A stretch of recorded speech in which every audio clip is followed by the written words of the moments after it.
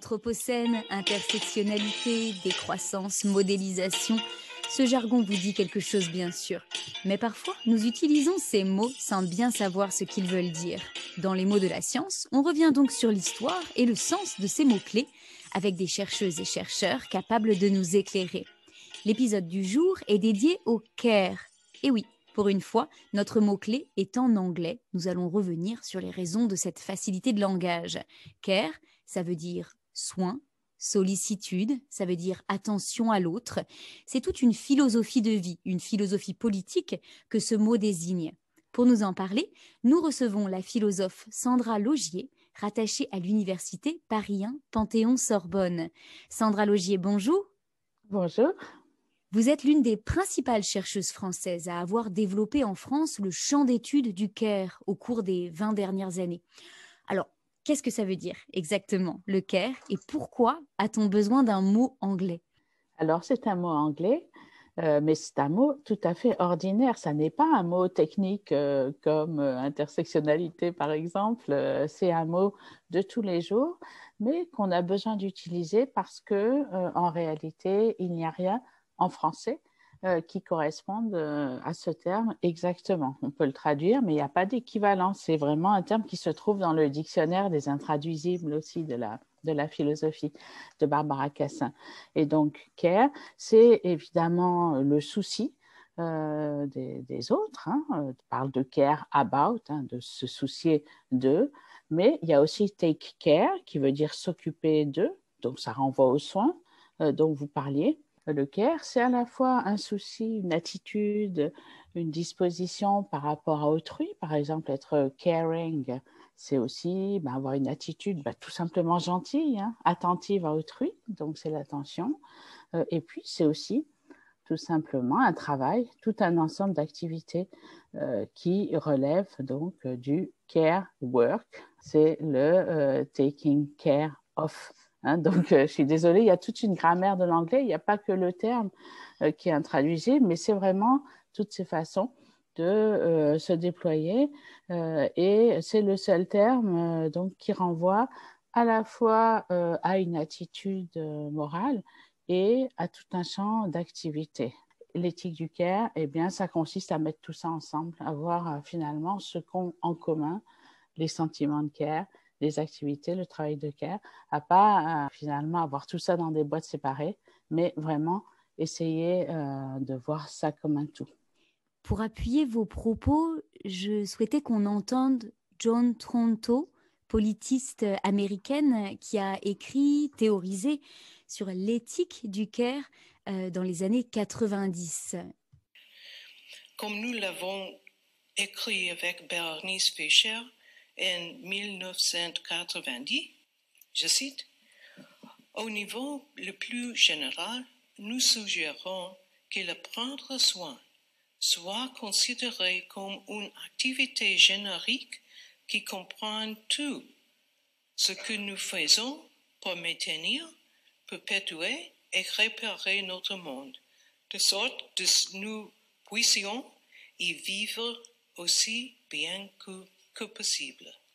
Ces mondes comprennent nos corps, nous-mêmes et notre environnement, tous les éléments que nous cherchons à relier en un réseau complexe et soutiennent à la vie. » Fin de citation. Tout ce que nous faisons pour réparer notre monde, dit cette chercheuse dans les années 90. Oui, je la remercie d'ailleurs, John Tronto, de parler en français, puisqu'en effet, il y a eu très tôt des grands efforts de traduction de son œuvre. C'est une penseur très importante et c'est vrai que le fait qu'on ait traduit Moral Boundaries, en français Un monde vulnérable, a été une étape très importante dans l'éthique du care, dans le fait qu'elle ait été reconnue en France, exactement comme l'œuvre aussi de Carol Gilligan avec son livre donc Une voix différente. Cette définition du care qu'elle a lue, et c'est très important d'avoir une définition, montre bien que le care, c'est en effet un type d'activité très générale. Et reconnaître ces activités, c'est vraiment reconnaître aussi que nous sommes dépendants. Donc, c'est la mise en cause de l'individualisme, bien sûr. On n'est pas tout seul, on est des êtres qui sont en relation les uns avec les autres. Et en ce moment, je crois que c'est particulièrement clair. Ces liens sont apparus de façon très, très visible dans la pandémie. Le fait qu'on dépende des activités de care, bien sûr des soignants, mais aussi de toutes les personnes qui assurent le quotidien. Oui, il y a une grande actualité à cette notion de care, on va y revenir. Je voudrais juste qu'on fasse un petit retour en arrière pour que vous nous racontiez, pour vous laisser nous raconter le moment où vous, philosophe, vous rencontrez ce champ d'études. C'était il y a une vingtaine d'années, je crois. Est-ce que vous voulez bien nous rappeler, nous expliquer comment se passe cette rencontre et pourquoi vous vous emparez de cette notion en tant que philosophe? Merci beaucoup. C'est vrai que ça fait 20 ans. Pour moi, c'est le care, c'est la notion du 21e siècle en général, mais pour moi aussi, puisque c'est vraiment au début des années 2000 que j'ai fait la connaissance d'abord de Patricia Paperman, qui est une sociologue extrêmement importante, qui avait travaillé sur les rapports entre émotions et sociologie, par exemple, et qui avait commencé à découvrir l'éthique du care. Et elle avait lu certains textes de philosophie morale que j'avais écrits pour critiquer la philosophie morale dominante et aussi un certain type de féminisme à la française. Voilà, je ne connaissais pas le care, mais j'étais déjà très énervée en fait par un certain type de féminisme de femmes très favorisées qui ne tenaient pas compte en fait des inégalités extrêmement fortes qui existent entre femmes. Donc j'avais cette idée-là qui commence à émerger de toute façon un peu partout, avec aussi le black féminisme aux États-Unis, la nouvelle vague de seconde vague du féminisme. Mais Patricia Paperman m'a vraiment fait connaître en fait les textes sur le care. Et en gros, d'abord, ce que j'ai compris, c'est que c'est une notion qui devait être étudiée en fait collectivement et avec des approches différentes. Donc elle, la sociologie et moi la philosophie. Il y a eu ensuite Pascal Molinier qui s'est jointe à nous très vite et qui était spécialiste et toujours en psychologie clinique et sociale. Et donc, j'ai pris conscience, en fait, de tout ce champ de pensée et surtout du fait qu'il y avait un lien entre donc le fait qu'on négligeait un certain type d'activités, qu'elles étaient considérées en effet comme pas importantes et en particulier pas pertinentes en philosophie.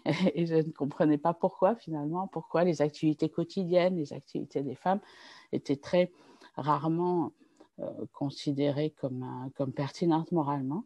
Et en discutant avec Patricia et avec Pascal et d'autres personnes, je me suis rendu compte que bien sûr, c'est parce qu'elles étaient liées aux femmes, justement, donc à un certain type d'activité et sous-estimé parce qu'il est historiquement lié à l'univers domestique, aux femmes, et du coup que la réflexion sur ces activités au plan théorique, philosophique et éthique était elle-même soit absente, soit en fait dévalorisée elle-même.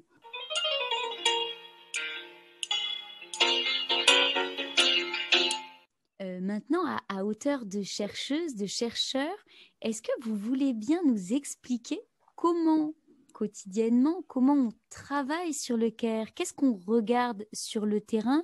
Quelle méthodologie on utilise?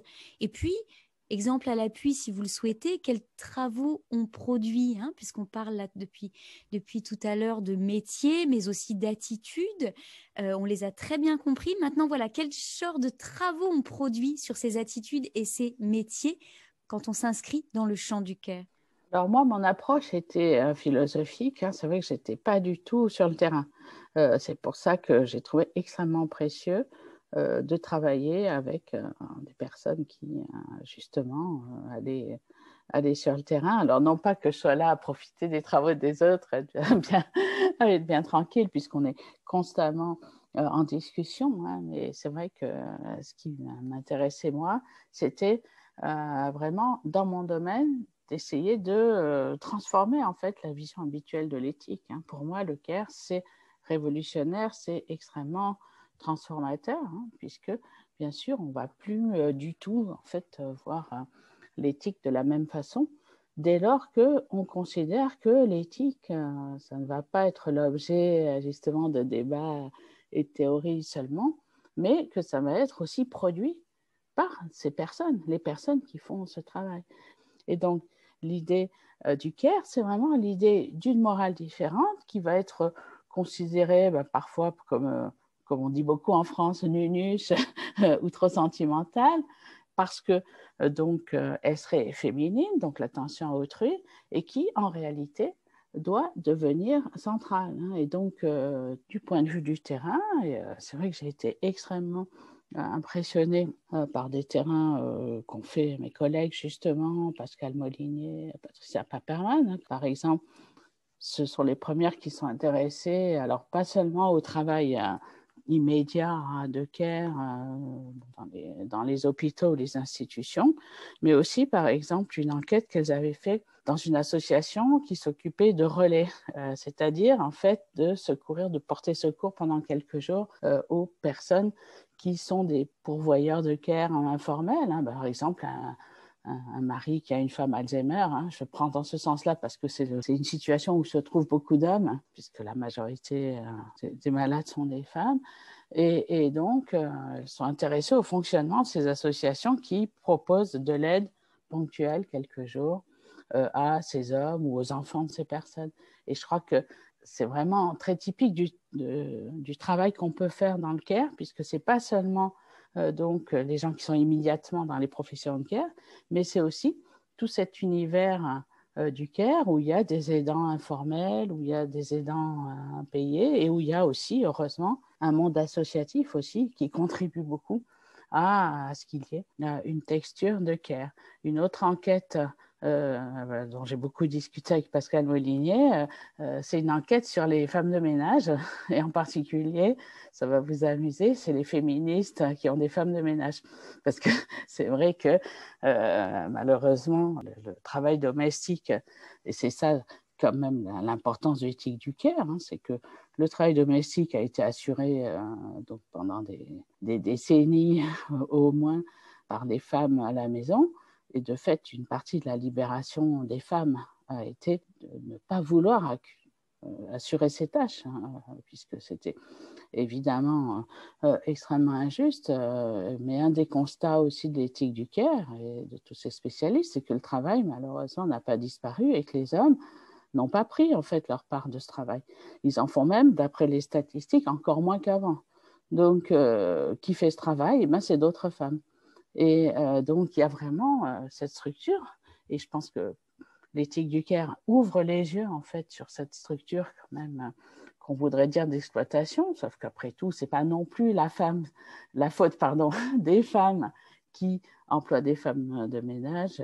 Pas de culpabilité non plus à créer à ce propos. Donc, l'éthique du care ne doit pas servir à ça, mais elle sert quand même à se rendre compte que justement, c'était très intéressant cette enquête auprès de femmes féministes, mais qui du coup se sentent coupables, pas très à l'aise d'employer une femme de ménage, mais par ailleurs vont pas non plus forcément lui faire les conditions les meilleures ou la traiter de façon formidable. Donc on a en fait le care, c'est vraiment une école du réalisme aussi. On découvre beaucoup de choses.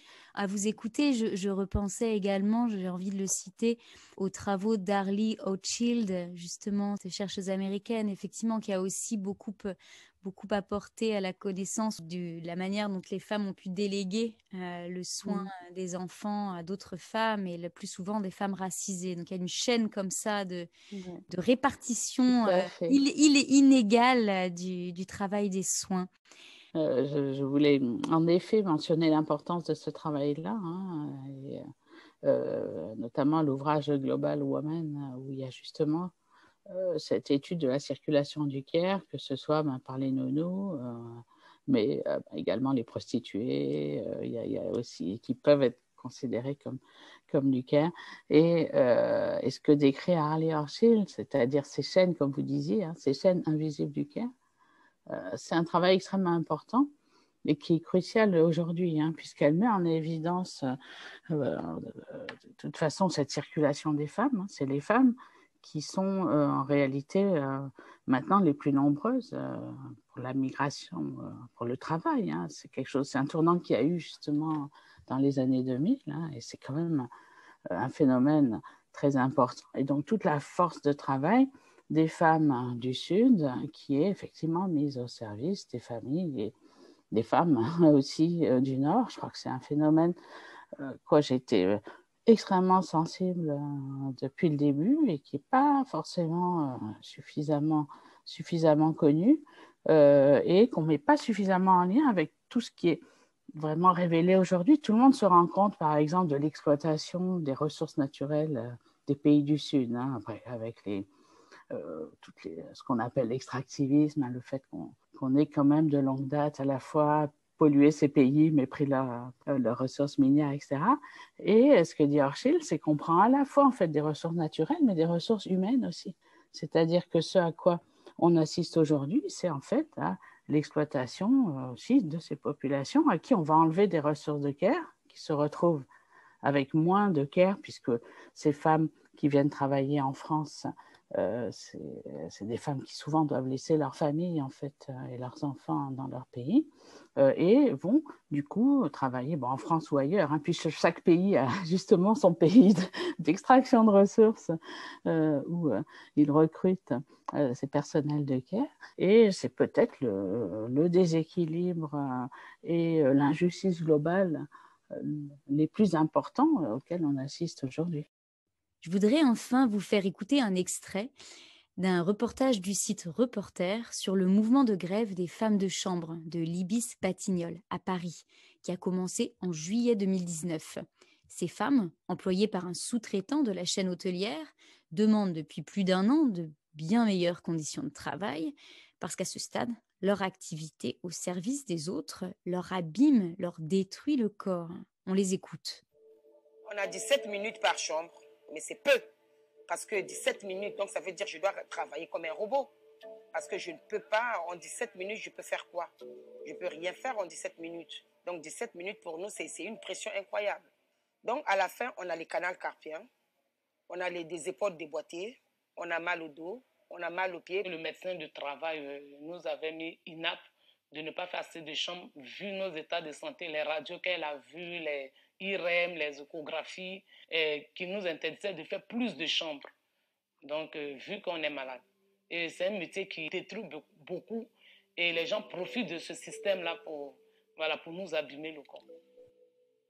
Alors, bien sûr, je veux réagir là-dessus puisque ça rejoint en effet ce que je disais, cette exploitation très, très grande de ces personnes de care, mais ça montre aussi l'importance, en fait, encore une fois, des détails des conditions de travail, puisque ce qui fait que ces personnes sont extrêmement mal payées, mais également les personnels nettoyants dans les universités, justement, ou tout ce qui est personnel de ménage, c'est aussi qu'au lieu d'avoir un travail, un statut, c'est des personnes qui sont payées uniquement sur le moment, en fait, à la tâche, en fait.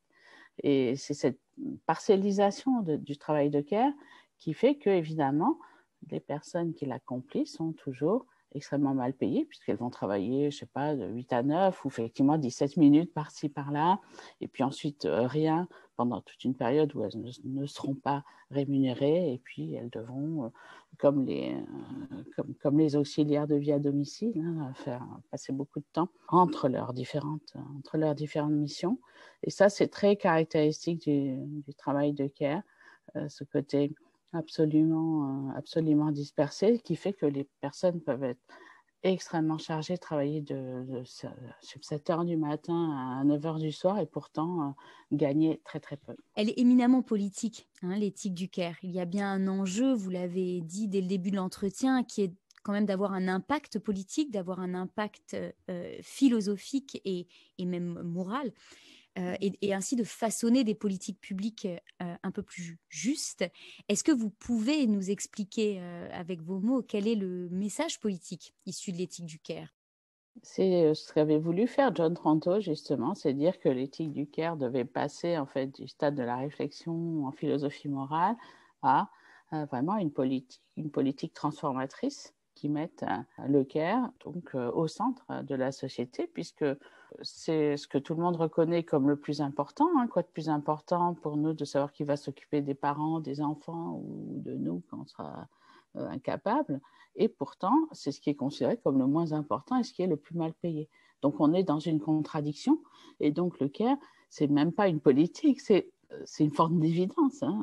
Pourquoi ce qui est le plus important est si mal considéré et mal rémunéré? Pour le comprendre, il y a des questions de genre que j'ai exposées. Mais qu'est-ce qu'il faut faire? Eh bien, évidemment, la première chose, c'est de revaloriser ce travail-là. Le revaloriser, déjà tout simplement en revalorisant le salaire minimum, puisque ce sont des personnes qui sont au salaire minimum. Donc, tout ce qu'on peut à ce niveau-là très général est très important. Mais aussi, j'y faisais une allusion, vraiment transformer en fait l'évaluation, le fonctionnement du travail de care en faisant que, par exemple, très concrètement, que les personnes qui vont d'une maison à une autre pour s'occuper de personnes âgées, par exemple, que leur temps de transport soit rémunéré. Et donc, ça nécessite vraiment de prendre tout ça en compte et une véritable transformation aussi de tout ce qui est convention collective dans le travail. Ça ne concerne pas que l'État, ça concerne évidemment toutes sortes d'acteurs. C'est pour ça que c'est difficile. Et donc, ça nécessite vraiment une politique, en tout cas un discours politique très clair, comme il y en a eu un peu à un moment pour les soignants. C'est vrai, on a dit que les soignants, c'était important et qu'il fallait s'occuper d'eux comme ils s'occupent de nous. Ça n'a pas donné grand-chose déjà, alors que ça a été dit. Alors imaginez pour toutes celles et ceux qui s'occupent de nous hors qui restent invisibles. De la santé. Oui, avec ces propositions que vous faites, on sent que vous, philosophes, vous entrez dans l'arène politique. Je mentionnerai que vous avez également publié, là, il y a très peu de temps, un ouvrage avec comme co-autrice une ancienne ministre socialiste, Najat Vallaud-Belkacem. Cet ouvrage qui résume pas mal de choses que vous venez d'expliquer s'appelle « La société des vulnérables, leçons féministes d'une crise », la crise sanitaire que l'on connaît. Ma dernière question est celle-ci. Comment cet engagement très clair est reçu ou perçu dans le champ académique auprès de vos pairs? Alors, c'est un engagement qui n'est pas récent, puisque finalement, l'éthique du care est quelque chose sur quoi je m'exprime depuis pas mal d'années. Et déjà, par exemple, en 2010, quand Martine Aubry avait commencé à parler du care, sous l'influence justement d'un certain nombre de penseurs du care, il y avait eu aussi tout un débat et à l'époque, toutes sortes de politiques et d'intellectuels s'étaient mobilisés pour dire que le care, c'était ridicule et nunuche et qu'il y avait des choses beaucoup plus importantes. Donc, ça vous donne une idée de la réponse que je vais vous faire, bien entendu. L'éthique du care, c'est vraiment ambivalent dans la mesure où on en parle de plus en plus et c'est vrai que c'est de plus en plus reconnu comme un domaine important. Et il y a de plus en plus de chercheurs, de chercheuses et surtout de jeunes, d'étudiants qui s'y intéressent. Donc, de toute façon, c'est ça la victoire principale, mais ça reste un sujet extrêmement minorisé, puisque, évidemment, c'est une approche qui, en philosophie politique et morale, est minoritaire par rapport au libéralisme, aux doctrines comme celle de Rawls ou même à la doctrine philosophique classique. Donc, c'est quelque chose qui, de fait, n'est pas toujours complètement pris en sérieux en philosophie. C'est quelque chose qui, comme je vous le disais, avec les expressions de nunuche, etc., est souvent considéré comme quelque chose de gentillet et de peu de portée, alors qu'il y a vraiment une radicalité dans le fait même de prendre cela en compte. Mais en tout cas, bien sûr, ça suscite toujours l'ironie et ce n'est jamais évident, mais c'est le cas en fait, chaque fois qu'on veut faire avancer de nouvelles idées dans le champ académique, de toute façon, il y a toujours un combat. Sandra Laugier, un grand merci. C'était les mots de la science. Merci beaucoup.